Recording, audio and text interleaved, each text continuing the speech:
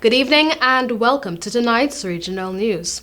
In Trinidad and Tobago, Finance Minister Colm Imbert's $52 billion budget is laden with relief measures for the poor, small and medium businesses, manufacturers, and tech companies, both startups and existing operators.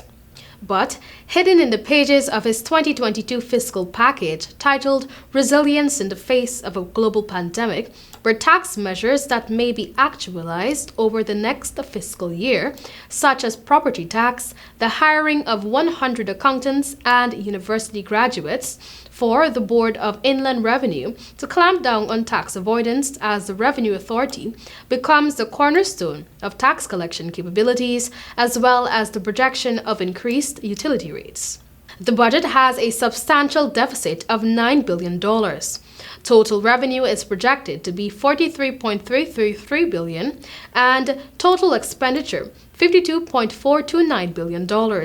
Easement for the poor from November 1 will be the removal of VAT from basic food items such as biscuits, cooking oil, canned vegetables, cornflakes, curry, canned fish, canned meat, juice, sausages, ham, ketchup, bottled water, and pigtail. The finance minister also announced that the government was moving to settle outstanding wage negotiations in the public service. Imbert announced a reduction in the tax rate by 5% for significant exporters of local goods. These are among other significant measures.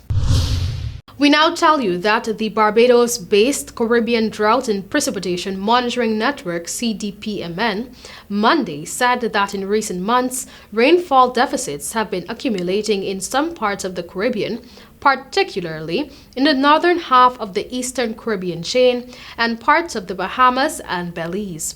I quote, "Whereas there is little concern for short-term drought by the end of December 2021 in these parts of the Caribbean, there is some concern over long-term drought by the end of November 2021 that can impact large river and reservoirs and groundwater," end of quote, the CDPMN said. It said that this is particularly so over the northern portion of the Bahamas, but the northern portion of the Eastern Caribbean and southern Belize should closely monitor their water resources. While countries like Trinidad and Tobago, Jamaica, Grenada, Barbados, St. Vincent and the Grenadines, and St. Lucia range from extremely wet to normal conditions, while Dominica, Belize, Antigua, St. Kitts, and the Bahamas was predominantly normal to severely dry. And now we tell you that a laborer in St. Vincent and the Grenadines will appear in court after he was arrested and charged for several offenses, namely burglary, damage to property, and possession of unlicensed ammunition. The accused is a 20-year-old man of Barralee.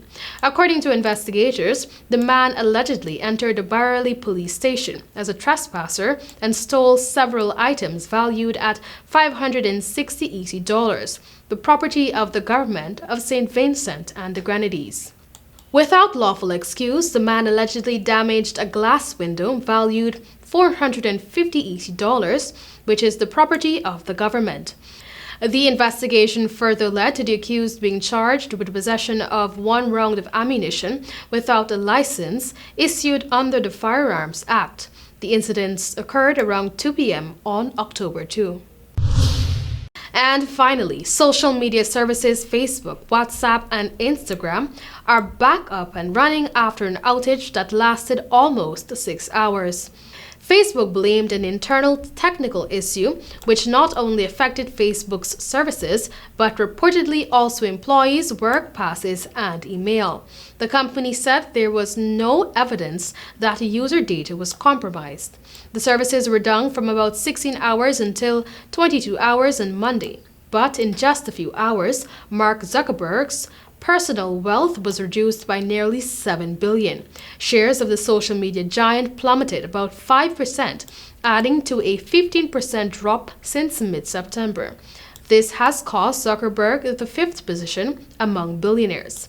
Now he stands with $120.9 billion in sixth place, behind Bill Gates. That was all for tonight's regional news. Thank you for joining.